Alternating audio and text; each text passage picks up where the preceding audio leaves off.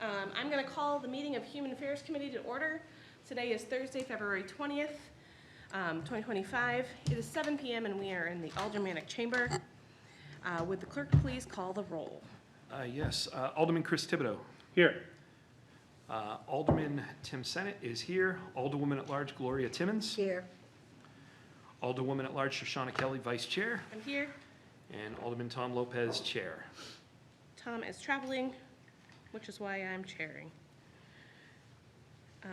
We also have in attendance Bobby Bagley, Division of Public Health and Community Services Director. Deb Chisholm, Sustainability Manager. And Latonya Muzioli? I knew I'd mangle that. All right. Okay. Public comments. There is no public in attendance. Discussion and presentation. So Director Bagley is here tonight to just give us an update in the Elm Street warming station. If you want to come up, you can sit up here, you can go to the mic, whatever's easiest for you. Are we live? Usually they show us. Recording. Oh, look, I fixed it. You heard me. Nope. All right. Thank you. Bobby Bagley, Director for Division of Public Health and Community Services, and I'm here with Latonya Muzioli, who is our Housing Services Officer. And we're just going to give a brief update of how things are going with the Elm Street warming station. And currently, we've been in operation now. We are 8 weeks in, and we have had a growing number of individuals utilize the warming station. We opened this up with the purpose of providing safe space for people to be able to come in out of the cold. And we opened up January 6th. And we started out initially with, actually the first night no one showed up. But then by the second night we had 7. Last night we had 32 individuals that were there. So we are having some good utilization of the site. On average, we tend to have about 25 to 26 individuals that are there. Now, it's set up as a warming station, and the idea is that people could come in, warm up, have a cup of coffee, have hot chocolate, have tea, have a snack. If they chose to leave, they could leave, and if they chose to come back, they could come back. We tend to have people, the majority of folks, when they come, they do tend to stay the entire time that they're there. As you know, the funding that we received for to do this comes from the Opioid Abatement Trust Fund, and so we have to have individuals that are there that need that protection from the elements. If they were to use opioids, our goal was to prevent death from exposure or for overdosing outside of a place where there's safety. I did some numbers last night of the folks that were there, and about 36% of the people that were there have substance use disorder, which is opioid related. That didn't include individuals that use alcohol as their drug of substance. We have about 100% of the individuals that utilize the warming station that have mental health issues, from schizophrenia to anxiety to depression, bipolar, just across the spectrum. And so, the time that we're there can fluctuate from, I don't want to use the C word, calm, because then that puts a little thing out there, and we have folks tonight. But it can go from a night that's pretty stable to things are very unstable, and we actually will have to call for some support from the police. We've had to use the non-emergency number as well as the emergency number to come in for some of the different types of things that have occurred. We have not had any overdoses occur on site. We have had a number of suspensions for individuals who were aggressive towards one another. And then we've also had to trespass a few people because of their behaviors on the site, and then not following rules that will prevent them from being aggressive towards other individuals that have been there.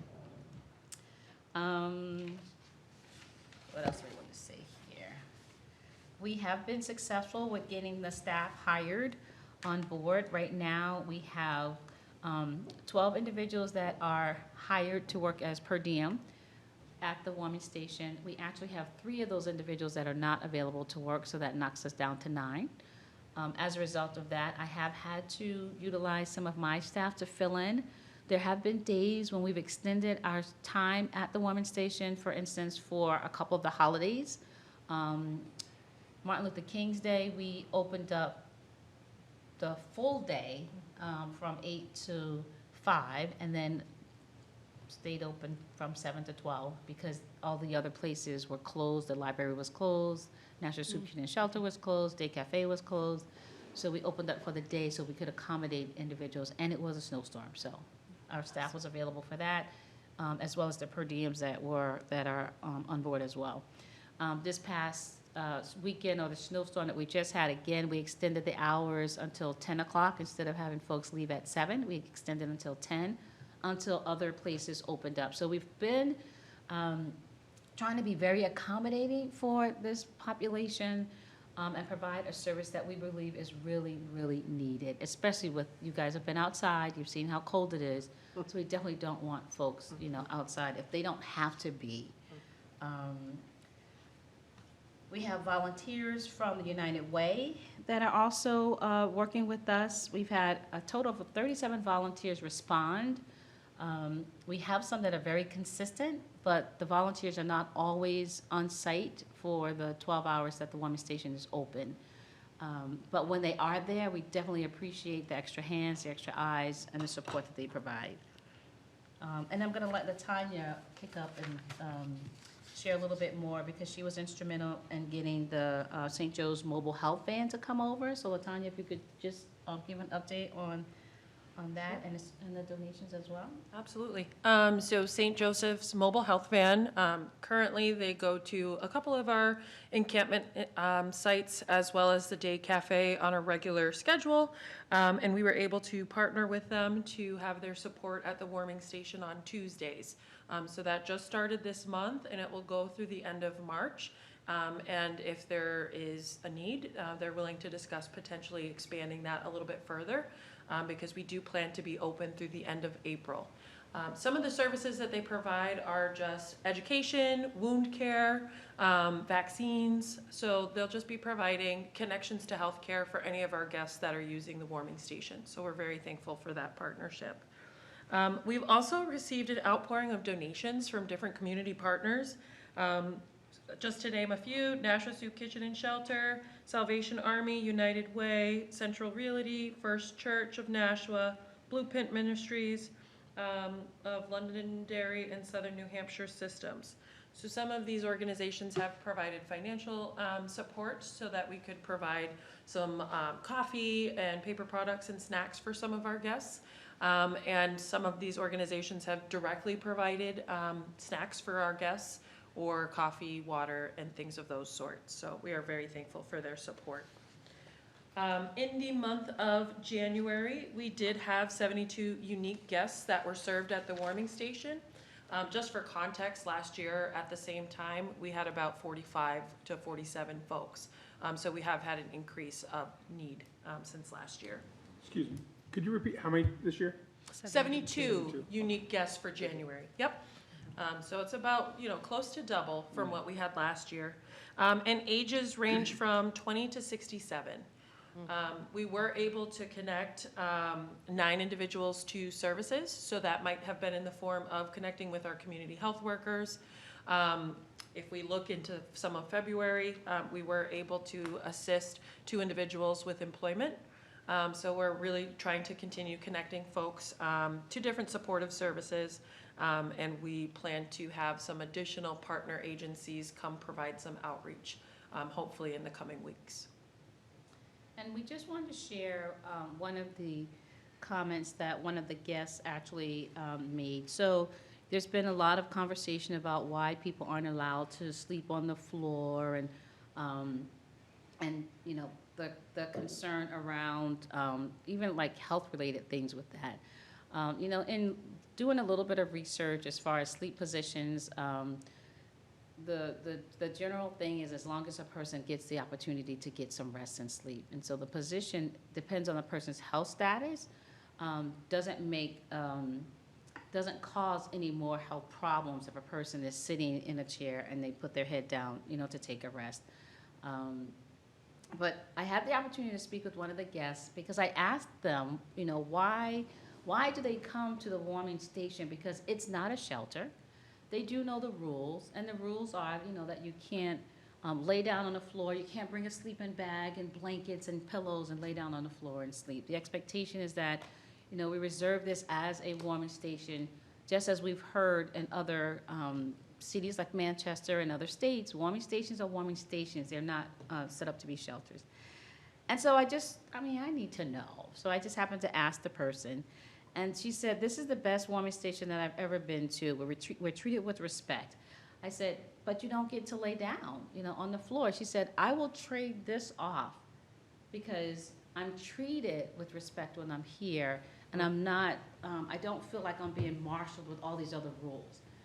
And I believe that, she took that position because, as you know, we're running a low barrier shelter, which means that people can, if they want to go out and smoke, they can go out and smoke and they can come back. Some places have rules that you can only do that on the hour. That might be something that we might need to look into because we're finding that it seems like not even a minute will go by and you hear, and then somebody goes out and then you hear, and then somebody else goes out and someone, so it's like they're going one at a time. It's like, well, we need to kind of change that up a little bit. And we know that there are going to be some things that we are going to have to make, pivot and make some changes with because it is very low barrier. It really is. And I believe that's why this person felt this way, because they don't feel like they're so burdened down, bogged down with a lot of rules of some places if you go out you can't come back in. Some places, if your language is flowery, if that's, you get my drift, you can't remain or stay. If you are high, you can't stay in certain places. If you've been drinking, you can't stay in certain places. And our intention was to allow for individuals that if they had used, our purpose was to make sure we could actually have eyes on so that person doesn't die outside. Anything else that you want to share, Latanya? I mean, that's the update. We do have people that get upset with us because we have rules, right? And so they have to abide by the rules. But sometimes they push and they test that, but we do try to be consistent with the things that have been set up because we need to make sure that everybody that comes to that place, including the staff and the volunteers, are all safe.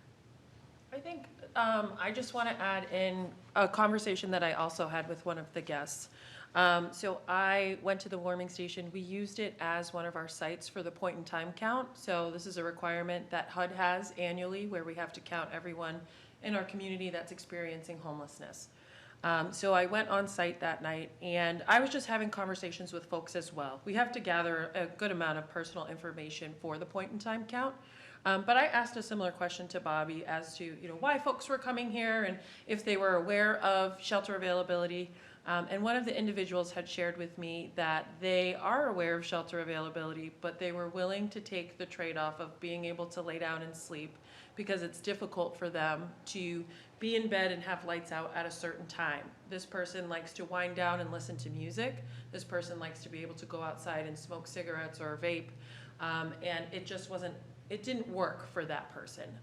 It caused anxiety. So even what we might think are rules that make sense, you have to be in at a certain time, you have to do these things, are a barrier for folks because it's not conducive to what they need. So I just wanted to share that because we do know per our last Greater Nashua Continuum of Care meeting that there still were a couple of emergency beds available and open. And a lot of our guests are aware of that, but they're still opting to come to the overnight warming station, even though that they know they're not any beds for them. And I did speak with another guest, And that's what we call the folks that visit the warming station. They're our guests. Because she did have a spot at the National Soup Kitchen and Shelter where she did have a mat, and she said that was uncomfortable for her. So she preferred to be able to either sit in a chair and be able to put her feet up, you know, or lay across the chair. So we let people make their own choices, and that's what they're doing. They're making their own choices as to where they want to be, because we have the mission, we have the Hope Center, we have National Soup Kitchen and Shelter, and we have a warming station that allows for people to be indoors if they choose to. And one of the biggest barriers that we see as well are couples that don't want to be split up. So most shelters are separated, at least in Nashua, are separated by gender. So that's a barrier for some folks.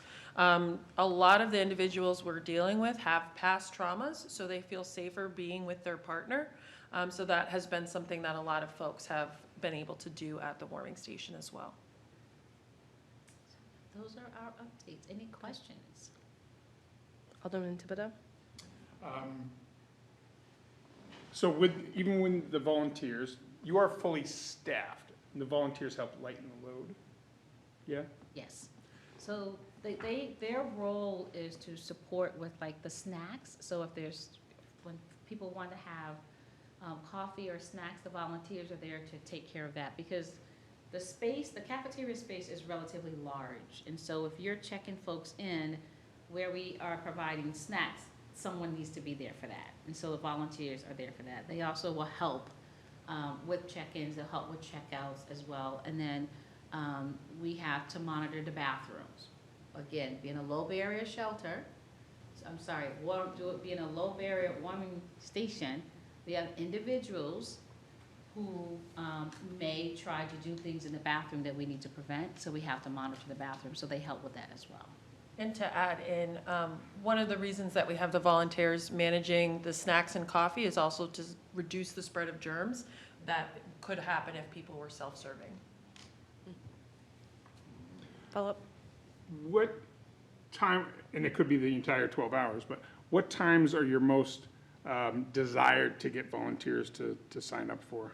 Or is it, the answer could be all 12 of them, but I didn't know if there was like certain time windows that are more desired to have volunteers filled in.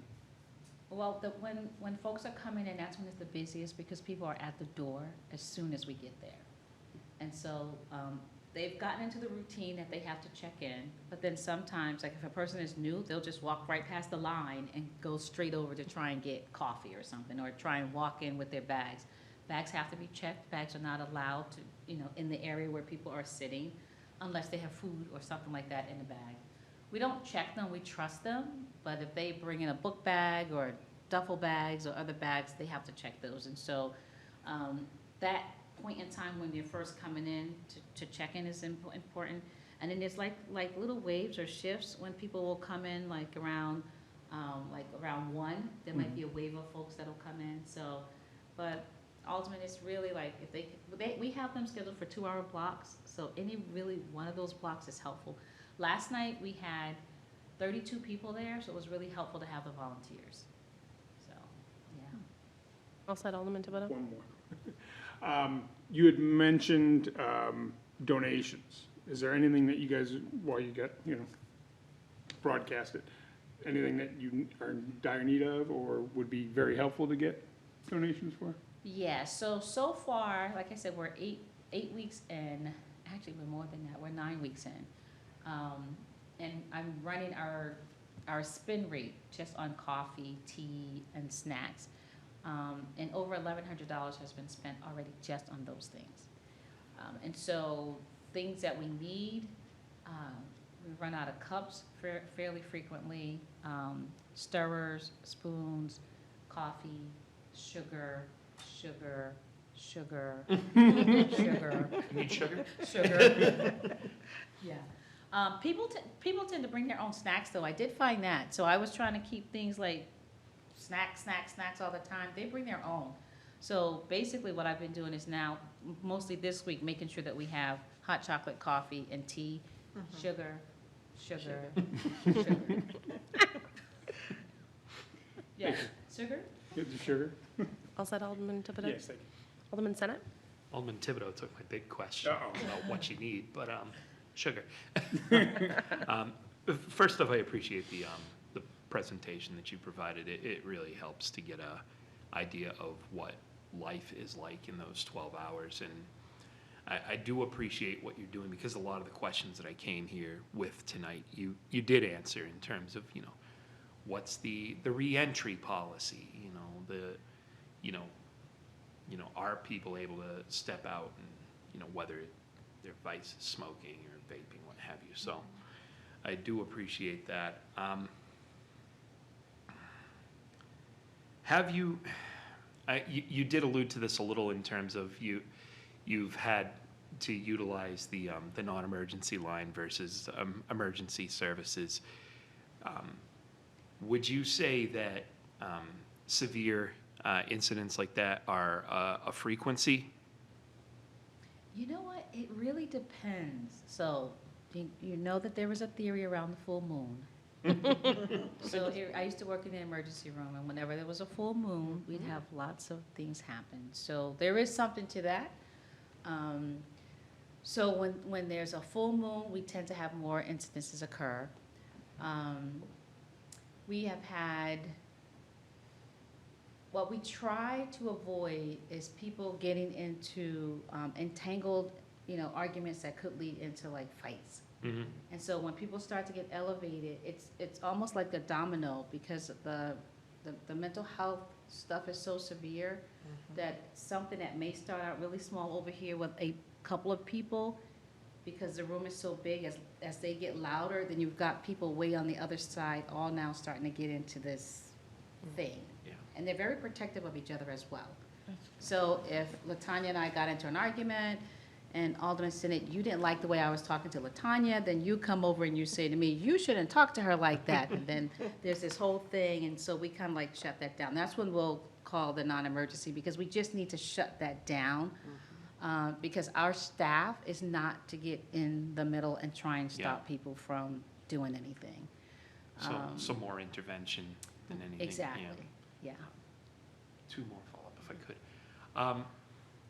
You may have answered this at the information night. That was a couple months ago, so I can barely remember what happened earlier today. But in terms of life-saving measures, the most prominent in mind, because of what we've discussed, being Narcan, is that available on site? Yes. Okay. Yes. And then my final question, sort of along the same lines of, is there anything that the station needs? I'm just thinking in the span of a 12-hour window, where you said most people are coming in and staying the night. Are there things to do? Books, puzzles, coloring books? I don't know, Yes. Yes. All right, and is there any need for more of that? Yes. So some folks have put together the puzzles already and have taken them apart to put them back together again. So I do have to go to the library to get more puzzles. Okay. Our health promotion communication specialist has done these coloring pages. People really love the art and coloring, and so someone brought in this, they come in with their tools. They've got bags full of like coloring pencils and all that, so we try to keep those things available. So we actually do need some more coloring sheets. I forgot to print them off. Books, they read, they play games. We've got that cornhole game, yeah. People do a lot of different things, and then they bring their own stuff in that they do. And then they watch movies, so LaTanya found a television in the school. Thank you, Elm Street. Yeah, so they watch DVDs, they play music. Yeah, sometimes like, there was one night when a volunteer raised some money, and they had a pizza party. Mike's Subs, was it Jersey Mike's? Mhm. Dropped food. I mean, so different people do different things, and so, to try and just help people feel okay about their situation as best as they can feel about their situation. But yeah, there's different things for folks to do, and then some folks just want to just chill. And actually, one more follow-up, if I could. No. What if I said please? All right, fine. If somebody did happen to have puzzles, games, books, sugar, that they wanted to bring by, would it be best just to come by during the hours of operation? Sure, yeah, All right, good to know. yeah. I mean, and I would invite if, well, okay. This is a public, this is, to come visit. Understood. Alderman Timmons? Thank you, Timmons. Chairman Kelly. But you guys, thank you, Director Bagley. You guys always do a wonderful job. So you will never get any criticism from me because I kind of know what you do. But I did sign up through United Way with my friend so we could spend a few hours there so I can get a personal thing on how things are working there. But are the, your volunteers vetted? I'm not really sure. Because United Way does vet you, but then they know me, so do they vet all their They do. workers? They do? They Okay, actually do. that's- And then that's there's good a to know. training that all the volunteers have to go through. So I do a orientation Uh-huh, to the Okay. Mm-hmm. purpose of the warming station, the role that the volunteer plays, and, you know, there's some code of ethics that we want folks to follow. And so all of that is done in their orientation. and, may Go I? ahead. Yeah. And you Code of answered conduct. mostly everything that I, you know, with Tim and, I'm sorry, Alderman, Senate and Alderman, to Tebow. I do know that, I was gonna ask about the TV, but you answered that question too. They have one already, so that's good. 72 people in that short period of time is a lot of people as well. The age gap, that's a big age gap from 20 to 67 years old. And how did that work? Because, you know, That can be hard. yeah, okay. Because even though the age is 20, the developmental level is not. Okay. And so that can be, sometimes that's challenging for everybody, including the other guests. Yeah, Yeah. So, I mean, there's challenges when you There's have that mixed type of community together with all those different issues that folks are dealing with. What would really be helpful would be if we had a program for those younger people to actually go to so they're not in that setting. Because sometimes they can trigger other people. All set, Alderman Timmons? Okay, that's all I've written down, but thank you for doing the job well done. Both of you, thank you. And I will say that the guests do thank us for being there. They do. They really appreciate this opportunity. So I am thankful that the city has allowed for that space to be used for this purpose. So we appreciate your vote.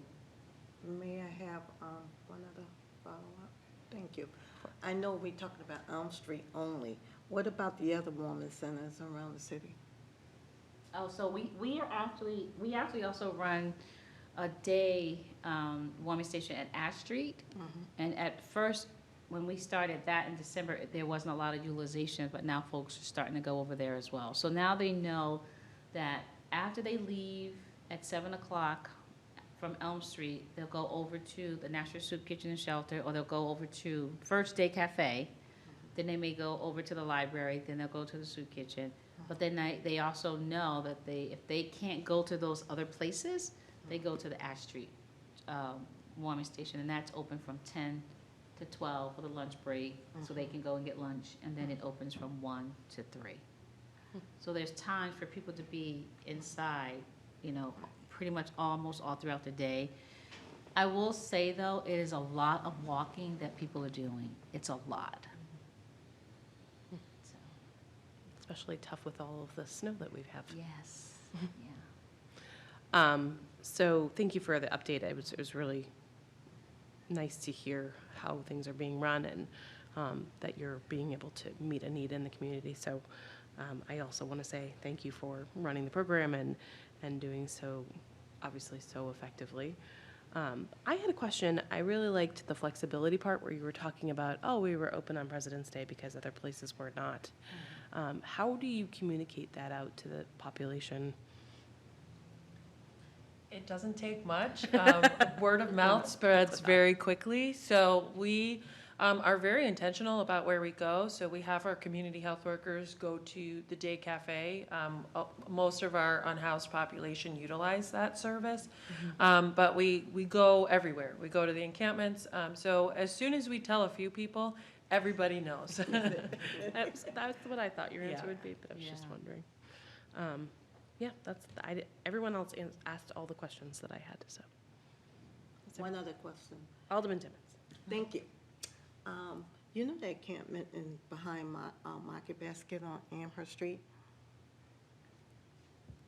And you kind of know mostly because we talked about that encampment once before. The one that's directly behind Market Basket. And I don't know if those people, Yes. they have their own vans or whatever they Yes. have out there. Are they aware of, I don't know if they sit in that van and run it all night or what? Those people are included? Do you reach out to them or? We go to that site weekly. Our community health workers were just there on Friday. Okay. So we usually go Fridays. Okay. And we are always encouraging folks to utilize shelters and warming stations. Versus the vehicle. Especially folks that are in places not meant for human habitation. Right, So, right. absolutely. Okay, that's good to know, because sometimes I wonder about that, because it was, well, sub-zero weather, you freeze out there in seconds. And so that's good to know that you do go to the ones that's, have their own vehicles or SUVs or something like that, and is out there. Yeah. Okay. And some of the folks that are in vehicles, they actually do drive over to Elm Street. Oh, okay. Yeah, they drive over Okay, and they stay.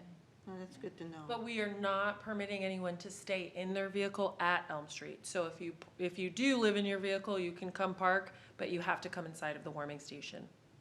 Okay. I just have a somewhat unrelated question, but you did bring it up, so I just wanted to see if you guys had any more information.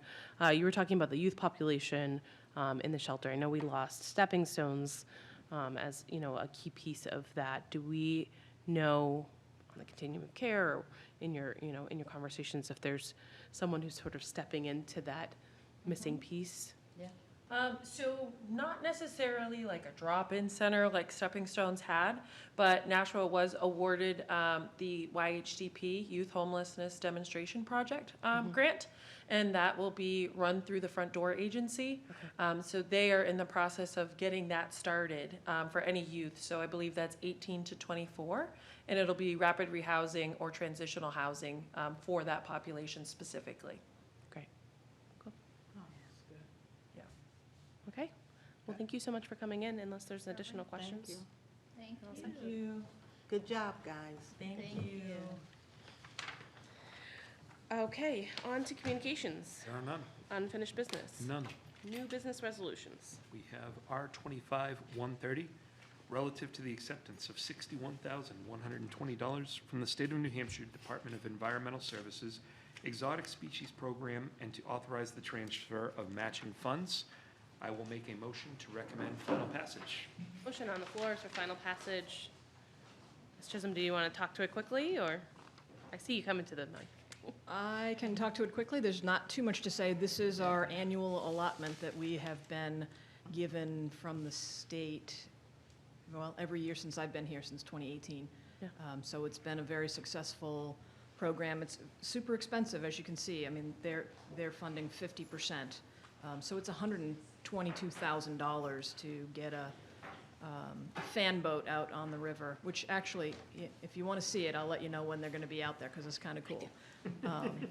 Out there doing the dispersion of the herbicide into the river. But it's done a fairly good job. We get a report at the end of the year, and the folks that do the work, I talk to them every year and ask them if there are hot spots that we should be focusing on or what have you. So there's some good communication there. I have a better understanding now of what goes on out there. I will say, sort of as a side note, that that herbicide treats milfoil and curly pond leaf, but it doesn't treat water chestnuts. So we have a completely separate event where we have folks go out and pull those by hand. So, I know that event. Also looking for volunteers if anyone's interested. I don't think I could be trusted in a kayak, but. Are there questions from Alderman? Alderman Thibodeau? With the, more of a, I guess, an event question, with the milfoil and the curly, that's not what pulled out? Does it not root to the bottom? Is that why? Is it more of like a surface willing plant? No, it does, it roots to the bottom, but, you know, I guess you could pull it, but I think that the expense of that, I think, is far greater than going out and spraying it to maintain it. I could be wrong about that, but, yeah. It's like 90 acres out there that gets treated. Yeah, it's a lot. I, in talking about grant funds, had said that this was a federal grant, but it's a state grant. It We were is a just talking about state that. grant. Yes. It's not a pass-through. Not a It's money pass-through. that comes from money generated within the state. I think it actually comes from boat registration. A portion, I think, of boat registration goes to this. Thank you. for clarifying. Yeah. I said it a couple times and I was like, oh, wait, it's state. Good. Good, it's state. Okay. Any other questions? All those in favor? Aye. Any opposed? And that motion carries. Thank you for staying with Oh, us. thank you. New business ordinances, There are none. tabled in committee. There is none. General discussion. Nothing. I'll make one point. I deliberately didn't bring up the topic that has sort of been floating around the topic of the Elm Street warming station tonight because I've mostly been on an information gathering mission, and I've been getting the information that I needed, and it helps to piece together the puzzle.